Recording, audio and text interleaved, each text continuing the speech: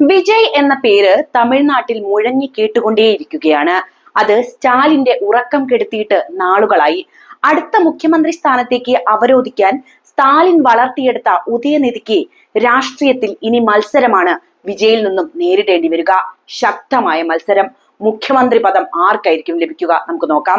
Super star Vijay തമിഴ്നാടിന്റെ അടുത്ത മുഖ്യമന്ത്രിയാകുമോ എന്ന ചോദ്യം ദ്രാവിഡ രാഷ്ട്രീയത്തിന്റെ ഈറ്റില്ലമായ തമിഴകത്ത് സിനിമാ താരങ്ങളുടെ രാഷ്ട്രീയ പ്രവേശന ചരിത്രത്തെ വീണ്ടും ചർച്ചാ വിഷയമാക്കിയിരിക്കുകയാണ്.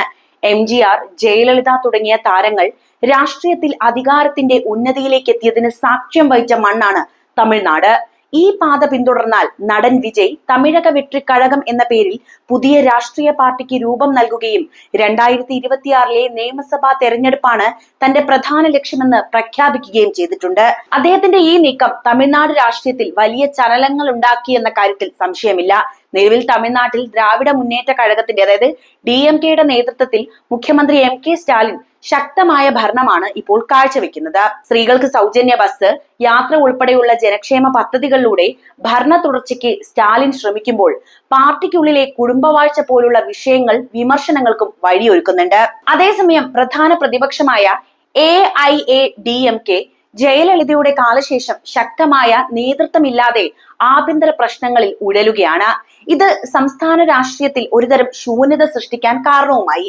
ദേശീയ പാർട്ടിയായ BJP സംസ്ഥാനത്ത് സ്വാധീനം വർദ്ധിപ്പിക്കാൻ ശ്രമിക്കുന്നുണ്ട് എങ്കിലും ദ്രാവിഡ രാഷ്ട്രീയത്തിന്റെ ശക്തമായ അടിത്തറ മറികടക്കുക എന്നത് BJPയെ സംബന്ധിച്ച് അത്ര എളുപ്പമുള്ള കാര്യമല്ല. ഈ രാഷ്ട്രീയ സാഹചര്യത്തിലേക്കാണ് വിജയുടെ രംഗപ്രവേശം. തമിഴ്നാട്ടിലെ യുവാക്കൾക്കിടയിലും അതുപോലെ സാധാരണക്കാർക്കിടയിലും വിജയ്ക്കുള്ള വലിയ ആരാധക സ്വാധീനം അദ്ദേഹത്തിന് ഏറ്റവും വലിയ മുതൽക്കൂട്ടാണ്. തന്റെ സിനിമകളിലൂടെയും അതുപോലെ തന്നെ പൊതുവേദികളിലൂടെയും അഴിമതി, കൈക്കൂലി, വർഗീയത തുടങ്ങിയ സാമൂഹിക രാഷ്ട്രീയ വിഷയങ്ങളിൽ അദ്ദേഹം ശക്തമായ നിലപാടുകൾ സ്വീകരിച്ചിട്ടുണ്ട്. ഈ ഇമേജ് അഴിമതിരഹിതവും സുതാര്യവുമായ ഭരണത്തിനായി ആഗ്രഹിക്കുന്ന യുവജനങ്ങളെ ആകർഷിക്കാൻ സാധ്യതയുമുണ്ട്. 2026 നിയമസഭാ തെരഞ്ഞെടുപ്പിൽ ഒറ്റയ്ക്ക് മത്സരിക്കുമെന്ന TVKയുടെ പ്രഖ്യാപനം നിലവിലെ പ്രധാന പാർട്ടികളായിട്ടുള്ള DMK, AIADMK എന്നിവയുടെ വോട്ടുകളിൽ വലിയ വിള്ളൽ ഉണ്ടാക്കാനുള്ള സാധ്യതയും തള്ളിക്കളയാനാകില്ല. ഭരണവിരുദ്ധ വികാരമുള്ള വോട്ടുകൾ പ്രധാനമായും വിജയിലേക്ക് എത്താനാണ് സാധ്യത. എങ്കിലും സിനിമാ താരപ്രഭാവം മാത്രം രാഷ്ട്രീയ വിജയത്തിന് മതിയാകുമോ എന്ന ചോദ്യം അവിടെ നിലനിൽക്കുന്നുണ്ട്. അടുത്തിടെ രാഷ്ട്രീയത്തിൽ പ്രവേശിച്ച കമൽഹാസനെ പോലുള്ള താരങ്ങൾക്ക് പോലും പ്രതീക്ഷിച്ച വിജയം നേടാൻ സാധിച്ചില്ല എന്ന യാഥാർത്ഥ്യം വിജയുടെ മുന്നിലുണ്ട്. വിജയ് തന്റെ താരപരിവേഷത്തിനപ്പുറം ശക്തമായ ഒരു സംഘടനാ സംവിധാനം കെട്ടിപ്പടുക്കേണ്ടതും ദ്രാവിഡ രാഷ്ട്രീയ പ്രത്യയശാസ്ത്രത്തെ എങ്ങനെ കൈകാര്യം ചെയ്യുമെന്നതും പ്രധാനമായിട്ടുള്ള വെല്ലുവിളികളാണ്. എങ്കിലും തമിഴ്നാട് രാഷ്ട്രീയത്തിൽ ഒരു ത്രികോണ മത്സരം സൃഷ്ടിക്കാനുള്ള ശേഷി വിജയ്ക്കുണ്ട് എന്നത് യാഥാർത്ഥ്യവും.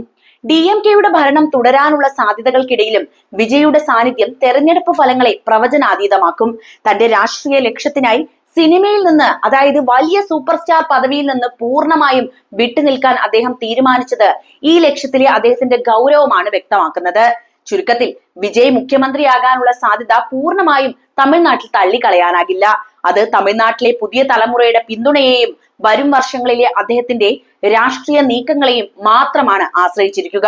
തമിഴ്നാട്ടിലെ കരൂരിൽ വിജയുടെ തമിഴക വെട്രിക്കഴക റാലിക്കിടെ തിക്കിലും തിരക്കിലും പെട്ട് ആളുകൾ മരിച്ച സംഭവം ഒരു രാഷ്ട്രീയ നേതാവ് എന്ന നിലയിൽ വിജയുടെ ഭാവിയെ സംബന്ധിച്ചിടത്തോളം ഒരു വലിയ പ്രതിസന്ധി സൃഷ്ടിച്ചിട്ടുണ്ട് എന്നതും സത്യമാണ്.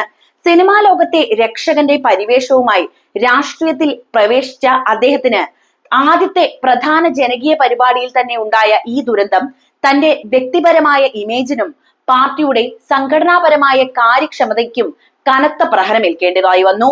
സിനിമകളിൽ അനായാസം കൈകാര്യം ചെയ്യുന്ന ആൾക്കൂട്ടത്തെ യഥാർത്ഥ രാഷ്ട്രീയ വേദിയിൽ നിയന്ത്രിക്കാൻ സാധിക്കാതെ വന്നത് കാര്യനിർവഹണത്തിലുള്ള പിടിപ്പുകേടായിട്ടും അതുപോലെ തന്നെ സുരക്ഷ ഉറപ്പാക്കുന്നതിലെ വീഴ്ചയായിട്ടുമാണ് വിമർശിക്കപ്പെടുന്നത്.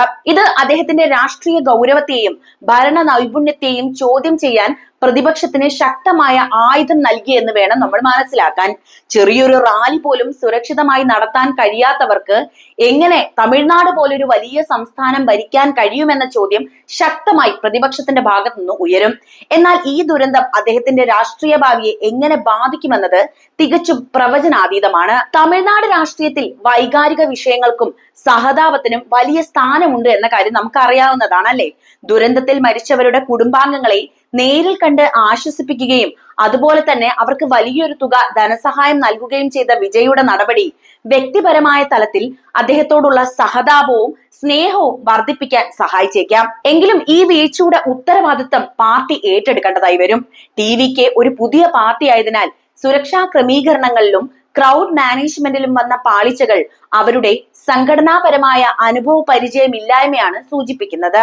ഈ പ്രതിസന്ധിയിൽ നിന്ന് കരകയറാൻ വിജയ് കൂടുതൽ പക്വതയോടെയുള്ള രാഷ്ട്രീയ സമീപനം സ്വീകരിക്കേണ്ടതും അനിവാര്യമാണ്. വെറും താരപ്രഭാവത്തിൽ മാത്രം ഊന്നാതെ വീഴ്ച അംഗീകരിച്ച് ശക്തമായ ഒരു സംഘടനാ സംവിധാനം കെട്ടിപ്പടുക്കുന്നതിലും അഴിമതിരഹിത ഭരണം പോലുള്ള പ്രധാന വിഷയങ്ങളിൽ ശ്രദ്ധ കേന്ദ്രീകരിക്കുന്നതിലും അദ്ദേഹം വിജയിച്ചാൽ മാത്രമേ ഈ നെഗറ്റീവ് ഇമേജിനെ അദ്ദേഹത്തിന് മറികടക്കാൻ സാധിക്കൂ. ദീർഘകാലാടിസ്ഥാനത്തിൽ രാഷ്ട്രീയത്തിൽ വിജയിക്കാൻ താരപരിവേഷത്തെക്കാൾ ഉപരി ഭരണപരമായ പക്വതയും സംഘടനാ ശേഷിയും ഉണ്ടെന്ന് തെളിയിക്കേണ്ടത് അദ്ദേഹത്തിന് അനിവാര്യമാണ്. കരൂർ ദുരന്തം വിജയുടെ രാഷ്ട്രീയ ജീവിതത്തിലെ ഏറ്റവും വലിയ വെല്ലുവിളിയും അതോടൊപ്പം തന്നെ ഒരു നേതാവ് എന്ന നിലയിൽ സ്വയം തെളിയിക്കാനുള്ള ഒരു അവസരവുമാണ് തുറന്നിരിക്കുന്നത്. നടൻ വിജയുടെ രാഷ്ട്രീയ പ്രവേശനത്തെ നിലവിലെ ഭരണകക്ഷിയായ ദ്രാവിഡ മുന്നേറ്റ കഴകം അതായത് DMK വളരെ സൂക്ഷ്മതയോടെയും എന്നാൽ എതിർപ്പ് പ്രകടിപ്പിച്ചും തന്നെയാണ് സമീപിക്കുന്നത്. ഒരു പുതിയ രാഷ്ട്രീയ ശക്തി എന്ന നിലയിൽ വിജയെ പൂർണ്ണമായും അവഗണിക്കാനോ നിസ്സാരവൽക്കരിക്കാനോ DMKക്ക് സാധിക്കില്ല. കാരണം വിജയുടെ താരപ്രഭാവം വലിയൊരു യുവജന വിഭാഗത്തെ ആകർഷിക്കാൻ സാധ്യതയുണ്ട് എന്ന് അവർക്കറിയാം. DMKയുടെ പ്രതികരണം പ്രധാനമായും 3 തലത്തിലാണ്. ഒന്ന്, തള്ളിക്കളയാനുള്ള ശ്രമമാണ്. അതായത് DMK നേതാക്കൾ പൊതുവെ സിനിമാ താരങ്ങൾ രാഷ്ട്രീയ പാർട്ടി രൂപീകരിക്കുന്നതിൽ ആശങ്കയില്ലെന്ന മട്ടിലാണ് പ്രതികരിക്കുന്നത്. മുൻ മുഖ്യമന്ത്രി MGRനെ പോലെ എല്ലാവർക്കും രാഷ്ട്രീയത്തിൽ വിജയിക്കാൻ കഴിയില്ലെന്ന് DMK സംഘടനാ സെക്രട്ടറിമാരടക്കമുള്ള നേതാക്കൾ പരോക്ഷമായിട്ട് വിമർശനം ഉന്നയിച്ചിട്ടുണ്ടായിരുന്നു. ദീർഘകാലമായി രാഷ്ട്രീയ രംഗത്തുള്ള ശക്തമായ അടിത്തറയുള്ള തങ്ങളോടൊപ്പം താരതമ്യം ചെയ്യുമ്പോൾ വിജയ് ഒരു പകർപ്പ് മാത്രമാണെന്നും യഥാർത്ഥ രാഷ്ട്രീയം വേണമെങ്കിൽ ജനം DMKയെ പിന്തുണയ്ക്കുന്നുവെന്നും ചില നേതാക്കൾ അഭിപ്രായപ്പെടുകയും ചെയ്തിട്ടുണ്ട്. രണ്ടാമത്തെ കാര്യം പ്രത്യയശാസ്ത്രപരമായ പ്രതിരോധം തീർക്കുക എന്നതാണ്. അതായത് തമിഴക വെട്രിക്കഴകം തങ്ങളുടെ രാഷ്ട്രീയ ശത്രു DMK ആണെന്നും പ്രത്യയശാസ്ത്രപരമായ ശത്രു BJP ആണെന്നും വിജയ് പ്രഖ്യാപിച്ചിട്ടുണ്ടായിരുന്നു. ഇതിന് മറുപടിയായിട്ട് DMK തങ്ങളുടെ ദ്രാവിഡ മോഡൽ ഭരണത്തെ ഉയർത്തി കാണിച്ചുകൊണ്ടാണ് പ്രതികരിച്ചത്. വിജയുടെ അഴിമതി വിമർശനങ്ങളെ DMK ശക്തമായി പ്രതിരോധിക്കുകയും വിജയുടെ ചില അടുത്ത അനുയായികൾക്കെതിരെ ഉയർന്ന ആരോപണങ്ങളെ ചോദ്യം ചെയ്യുകയും ചെയ്തിട്ടുണ്ട്. DMK നേതാവായിട്ടുള്ള കനിമൊഴിയെ പോലുള്ളവർ വിജയെ പേരെടുത്ത് പറയാതെ തന്നെ രാഷ്ട്രീയത്തിൽ അനുഭവ സമ്പത്തില്ലാത്ത പുതുമുഖം എന്ന് വിശേഷിപ്പിച്ച് വിമർശനം ഉന്നയിച്ചിരുന്നു. മൂന്നാമത്തെ കാര്യം വോട്ട് ചോർച്ചയിലുള്ള ആശങ്കയാണ്. അതായത് പുറമെ ശാന്തമായ പ്രതികരണം ആണ് എങ്കിലും വിജയുടെ രംഗപ്രവേശം DMKയിൽ ആശങ്ക ഉണ്ടാക്കുന്നുണ്ട് എന്നത് യാഥാർത്ഥ്യമാണ് കേട്ടോ. യുവജനങ്ങളുടെയും നിഷ്പക്ഷ വോട്ടർമാരുടെയും ഇടയിൽ നിന്നാണ് വിജയ് പ്രധാനമായും വോട്ട് ലക്ഷ്യമിടുന്നത്. ഇത് നിലവിലെ ഭരണവിരുദ്ധ വോട്ടുകളിലും അതുപോലെ തന്നെ DMKയുടെ പരമ്പരാഗത വോട്ട് ബാങ്കുകളിലും വിള്ളൽ ഉണ്ടാക്കുമെന്നും അതുവഴി AIA, DMK, BJP തുടങ്ങിയ എതിരാളികൾക്ക് നേട്ടമുണ്ടാക്കാൻ സാധ്യതയുണ്ടെന്നും DMK ഭയപ്പെടുന്നുണ്ട്. അതുകൊണ്ടാണ് പലപ്പോഴും വിജയുടെ വിമർശനങ്ങളോട് നേരിട്ട് പ്രതികരിക്കാതെ അവർ മൗനം പാലിക്കുന്ന ഒരു തന്ത്രം പോലും DMK സ്വീകരിച്ചത്. കൂടാതെ കരൂർ ദുരന്തം പോലുള്ള സംഭവങ്ങൾ ഉണ്ടാകുമ്പോൾ വിജയുടെ പാർട്ടിയുടെ വീഴ്ചകൾ ശക്തമായി ഉയർത്തിക്കാട്ടാനും അവർ മടിച്ചിട്ടേയില്ല. ചുരുക്കി പറഞ്ഞാൽ DMK ഔദ്യോഗികമായി വിജയുടെ രാഷ്ട്രീയ പ്രവേശനത്തെ നിസ്സാരമായി കാണുന്നുണ്ട് എങ്കിലും 2026 തെരഞ്ഞെടുപ്പിൽ വിജയ് ഉണ്ടാക്കാൻ സാധ്യതയുള്ള ത്രികോണ മത്സരത്തെ ഒരു വലിയ വെല്ലുവിളിയായി തന്നെയാണ് അവർ വിലയിരുത്തുന്നത്. അതായത് ഭരണം നിൽക്കുമോ പോകുമോ എന്ന സംശയം DMKക്ക് ഉണ്ട് എന്നതാണ് സാരം. നിങ്ങളുടെ അഭിപ്രായം എന്തായാലും കമന്റ് ആയിട്ട് രേഖപ്പെടുത്തണേ.